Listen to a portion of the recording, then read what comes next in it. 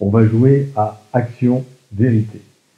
C'est le titre que je donne à cette courte intervention vidéo pour faire un focus sur la prochaine pleine lune du 20 octobre qui aura lieu donc entre le signe de la Balance, le soleil dans la Balance et la lune dans le signe du Bélier.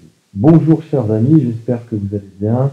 Pourquoi action-vérité? Parce qu'il y a un magnifique carré décroissant de Mars à Pluton. Le soleil fait une conjonction à Mars dans le signe de la Balance et Pluton étant à la fin du Capricorne, donc nous avons un carré de cette conjonction Soleil-Mars avec le Pluton dans le Capricorne qui est à 24 degrés et quelques minutes. La Lune est en face, donc la Lune fait également un carré à Pluton. Nous avons ce que nous appelons en astrologie une figure de carré hanté dans le mouvement de cette planète. Alors qu'est-ce que c'est qu'un carré Mars-Pluton, Soleil-Mars-Pluton, carré Lune-Pluton? Les astrologues anciens verraient là un aspect dit maléfique et de très mauvais augure. En fait, c'est un aspect surtout de vérité, de profonde vérité.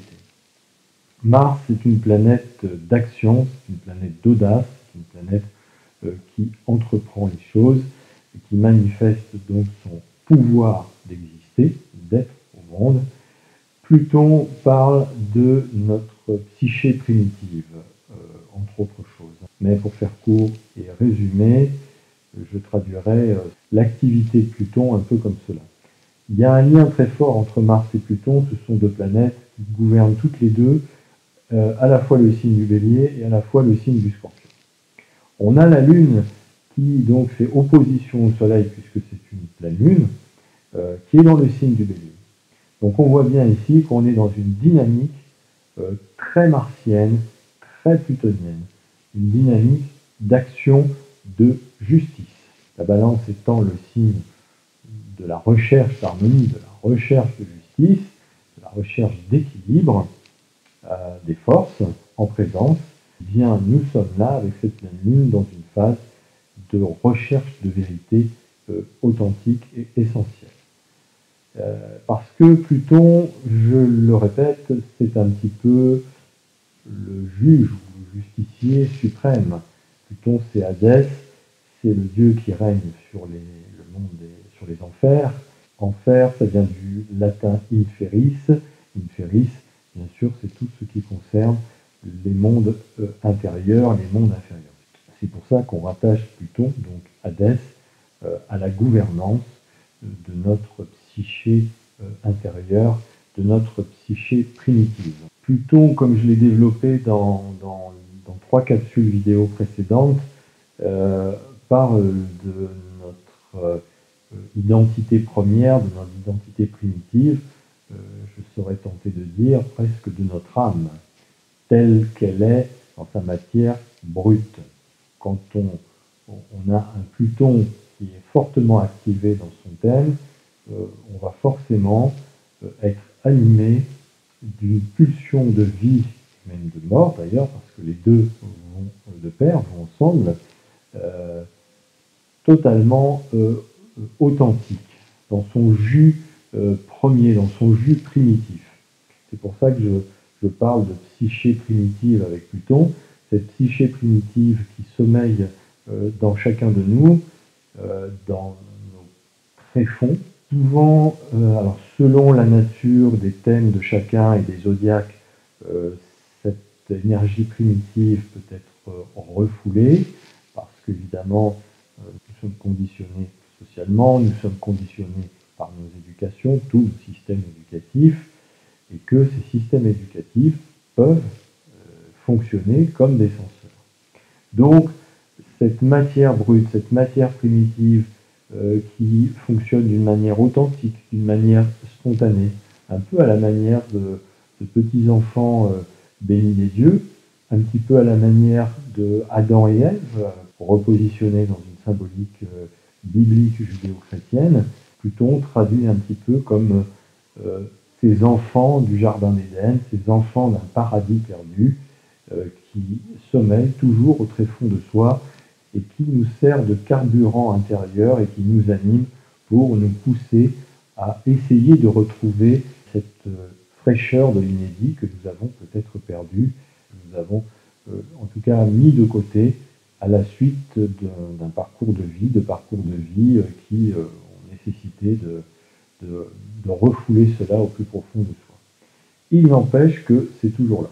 Donc quand on a un aspect Mars-Pluton, il y a tout à coup une mise en route, parce que Mars est une planète d'action, donc c'est un interrupteur qui va déclencher quelque chose. Il y a la mise en route ou la remise en route de la nécessité de retrouver ou de refaire jaillir cette part spontanée, cette part instinctive, instinctuelle dans notre animation vitale.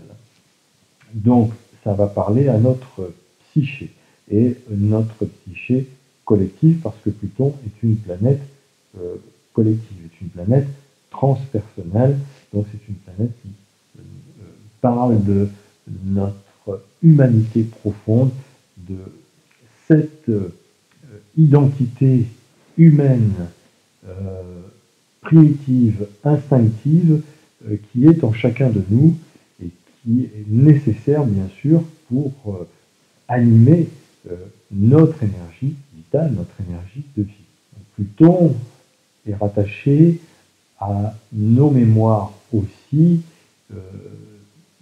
forcément nos mémoires premières, nos mémoires princeps. Quand on a ce type d'aspect de Mars carré à Pluton, avec la Lune aussi qui fait carré à Pluton, il y a quelque chose qui vient parler de cette énergie-là, de cette énergie qui nous réunit tous. On peut tous être différents les uns les autres, mais il n'empêche que ce qui nous rassemble, eh bien, c'est cette énergie première, car cette énergie première, c'est le socle, c'est la base de tout fonctionnement, de tout principe de vie sur cette planète. Pas seulement à l'échelle de la nature humaine, mais aussi pour toutes les espèces qui peuplent cette planète Terre. Donc il y a quelque chose, vous voyez, qui fait qu'on appartient à ce grand tout, à cette grande soupe matricielle, et ça c'est Pluton. Hein. Pluton, entre autres choses, mais du point de vue de notre psychisme, de notre inconscient ou conscient collectif, eh bien, Pluton vient parler de cela. En manifestation simple et naturelle dans notre quotidien, Pluton va se manifester de la façon suivante, c'est-à-dire va y avoir une recherche d'authenticité, une recherche de vérité sans phare, une recherche de mise à nu des choses, et va agir donc comme une volonté de vouloir accéder à ce qu'il y a de plus simple, de plus authentique, de plus vrai dans la nature de toute chose. C'est pour ça que j'ai appelé ça action-vérité, parce qu'en plus, avec le signe de la balance, qui est un signe de recherche d'équilibre, d'harmonie, de justice, donc là, on est véritablement dans quelque chose qui a trait à une volonté de vouloir faire naître la lumière, parce qu'en plus Pluton, comme c'est les mondes intérieurs, ça parle de nos ténèbres, de notre ténèbre intérieure, et donc il y a la volonté de vouloir faire naître la lumière, de faire jaillir la lumière dans ce qui paraît obscur, dans ce qui paraît enténébré dans chacun d'entre nous, et voire même à l'échelle de l'humanité. C'est un aspect de chevalier blanc, un peu, Mars-Pluton. Dans la configuration d'un carré, c'est clair que je l'ai déjà expliqué, hein, le carré, c'est un changement de forme. C'est un moment de crise qui invite à devoir complètement accoucher d'une nouvelle forme. C'est une sorte d'accouchement de soi. Et donc dans ce changement, dans cette phase de changement de forme, forcément, il y a la nécessité d'abandonner l'ancienne forme pour pouvoir permettre à la nouvelle de prendre la place. Et donc de continuer à croître. C'est pour ça que le carré est souvent catalogué comme un aspect difficile, parce que nous pouvons, de par notre libre arbitre et différents conditionnements autour de soi, nous pouvons un peu bloquer ce processus de changement de forme. Nous pouvons, quelque part, refouler ou refuser de lâcher avec ce qui doit lâcher. Donc le carré va amener cette énergie d'une manière un petit peu brute, c'est-à-dire de coupure, de rupture entre une forme et la nécessité de laisser à une autre la possibilité de prendre la place et donc de continuer, comme je vous dis, à se développer et à croître. Donc là, on est dans un carré hanté. On s'aperçoit qu'au moment de cette pleine lune, comme vous pouvez le constater, le zodiaque fait que nous avons un ascendant qui est sur le seuil, c'est-à-dire un ascendant de seuil, c'est un ascendant où c'est une position de planète ou de secteur, de maison, etc., entre deux signes. Cette position de seuil est souvent délicate parce qu'elle place entre deux, ici entre le Verseau et le Poisson. Donc on va vers, bien sûr, l'ascendant entre dans le signe du Poisson, donc on est dans des choses, dans des dimensions ici qui concernent le collectif, qui concernent nos fonctionnements collectifs et la manière d'être en relation avec ces fonctionnements collectifs. Ce thème de pleine lune interroge comment nous pouvons fonctionner ensemble, collectivement, et s'entendre sur des grands principes de valeur, sans être en accord avec nous-mêmes, sans être en phase de vérité. Donc c'est clair que cet aspect de carré est un aspect, je dirais, costaud, un aspect musclé, qui pour moi, c'est un aspect d'action-vérité. Alors c'est un aspect décroissant, ça veut dire qu'il y a quelque chose qui lâche ici. Hein. C'est-à-dire qu'il y a quelque chose qui se lâche et il y a quelque chose avec lequel il faut abandonner, lâcher prise, avec la conjonction Soleil-Mars, même si Mars, on dit, est en exil dans la balance, mais quelque part c'est très intéressant d'avoir Mars en exil dans la balance, parce que justement, une planète en exil, c'est pas nécessairement une mauvaise posture, au contraire.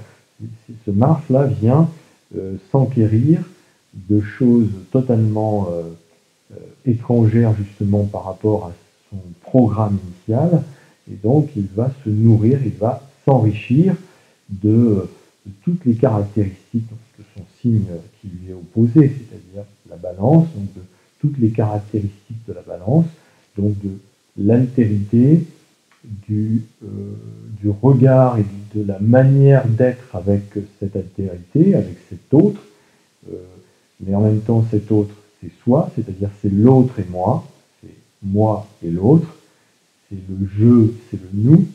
Donc il y a quelque chose qui concerne ce rapport à l'altruisme, à autrui, et dans ce rapport à autrui, avec ce carré de Mars à Pluton qui est dans le Capricorne, et par rapport au zodiaque en présence au moment de cette pleine lune exacte, nous avons ce Pluton qui est dans le secteur 11, qui est le secteur du Verseau. Comme on voit que l'ascendant de cette pleine lune se situe justement sur le seuil entre le Verseau et le Poisson, on voit que Pluton là, si vous voulez, est pas très loin aussi hein, de la maison 12, donc de la maison du Poisson. Donc on voit qu'on est dans quelque chose qui, si vous voulez, ce thème de pleine lune pour moi parle de action-vérité au regard de nos fonctionnements collectifs et de ce que nous désirons véritablement pour ces fonctionnements collectifs. Avec cet aspect aussi, il est possible que certaines justices soient rendues, ou en tout cas qu'il y ait des débuts de volonté de vouloir faire la lumière sur justement ce qu'on peut appeler la justice, hein, l'envie de rendre justice, l'envie de se faire justice, l'envie de faire triompher la vérité. Hein, Mars-Pluton, c'est véritablement l'envie, vaille que vaille, coûte que coûte, au prix de certains sacrifices, de faire triompher certaines vérités. pour ça que je l'appelle moi l'aspect des chevaliers blancs, parce que oui, c'est un peu ça, hein, les chevaliers, c'était ces personnages de l'histoire qui étaient chargés de faire triompher une certaine vérité, ou une certaine idée, une certaine notion de la vérité.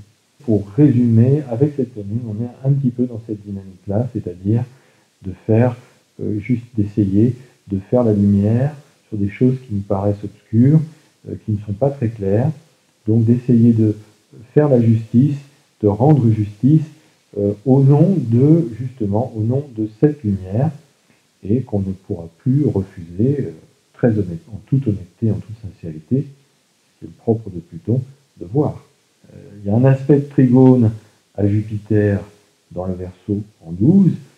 L'aspect de trigone touche aussi justement cet ascendant qui est sur le seuil entre le Verseau et le Poisson. Donc on voit qu'il y a quelque part un aspect facilitant. Jupiter, ne l'oublions pas, étant aussi une planète de justice, de régulation d'ordre et donc de loi. Dans le secteur 12, c'est-à-dire dans un secteur de rédemption, de miséricorde, de guérison globale, de guérison, j'ai envie de dire, holistique. Donc, dans le signe du Verseau, c'est-à-dire on est dans quelque chose qui vient faire justice, qui vient réparer certains fonctionnements collectifs, certains fonctionnements du groupe. Donc pour moi, ce carré hanté et cette pleine lune avec ce carré hanté à Pluton est un aspect de guérison, de guerrier de la lumière qui vient essayer de faire triompher la vérité, la justice. Concrètement, comment ça peut se manifester? Eh bien, simplement par des actions menées par des personnes, par des individus, auprès de la justice, ou qui veulent réclamer justice, ou qui veulent faire entendre la justice. Il y a une notion de désir, de réparation, de guérison, d'essayer de faire triompher la justice, de faire triompher la lumière. Donc ça peut se manifester à travers d'individus ou de groupements d'individus, de collectifs d'individus, peuvent se fédérer, se cristalliser ensemble, avec ce Pluton en secteur 11 dans le signe du Capricorne, pour mener des actions à grande échelle pour essayer de faire triompher certaines vérités. Évidemment, tout ceci est corrélé à la situation que nous vivons, parce que, on l'a vu pendant cette crise, et c'est toujours le cas d'ailleurs, c'est pas fini, il y a des prises de parole, il y a des prises de position qui essaient de ramener, entre guillemets, une certaine justice, ou tout du moins une certaine objectivité par rapport à la situation, par rapport aux situations que nous vivons, et donc des prises de position, aussi forcément des mesures qui ont été prises par rapport à la gestion de la crise que nous vivons et que nous traversons. Je parle du pass sanitaire, de certaines lois contraignantes par rapport à nos possibilités d'aller et venir librement, comme on a toujours pu le faire jusqu'à présent. Vous voyez, cette pleine lune-là, elle va mettre en lumière, elle va mettre en exergue un petit peu tout cela. Elle devrait permettre de faire remonter à la surface toutes ces choses-là pour justement essayer d'y voir un petit peu plus clair, pour essayer d'avoir pour le coup plus de lucidité, plus d'objectivité et de réalisme dans cette situation. Et donc, peut-être du coup de ramener un équilibre, vous voyez, parce que c'est ça la balance aussi, ce qu'elle essaie de faire, cette conjonction Soleil-Mars dans la balance, c'est d'agir pour essayer de ramener de l'harmonie, ramener de l'équilibre, ne pas être ni trop d'un côté, ni trop de l'autre, mais d'essayer de reniveler, de ramener un petit peu plus d'harmonie dans nos valeurs, dans les valeurs qui nous animent. Voilà, j'essaie de faire ce focus sur cette pleine lune qui pour moi devrait quand même être assez animée, parce que nous avons la conjonction Soleil-Mars, ce n'est pas une conjonction passive, au contraire, c'est une conjonction qui amène beaucoup d'actions, d'initiative, d'audace, de témérité, de volonté de s'affirmer, d'affirmer des choses, de valeurs communautaires, de valeurs communes, en tout cas de ce que nous essayons de mettre en commun comme sens des valeurs. Pour moi, on a des regroupements de personnes, des structures, des collectifs de personnes qui se fédèrent, qui se rassemblent pour porter des actions en justice et donc d'essayer de faire triompher un certain rapport à la vérité. Voilà ce que je pouvais dire sur cette pleine lune qui met en place vraiment un aspect quand même assez tendu, assez fort, assez puissant. Hein. Le carré de la conjonction Soleil-Mars dans la balance à Pluton dans le signe du Capricorne, on est dans un rapport avec une certaine idée de la justice, une certaine idée de la vérité, de la manière de vivre en équilibre, en harmonie avec cette vérité. Vérité qui, bien sûr, est totalement subjective en fonction des valeurs qui sont mises en avant et mises en exergue dans les modus vivendi. Voilà, je vous souhaite de vivre une bonne pleine lune, une bonne continuation et je vous dis à très bientôt.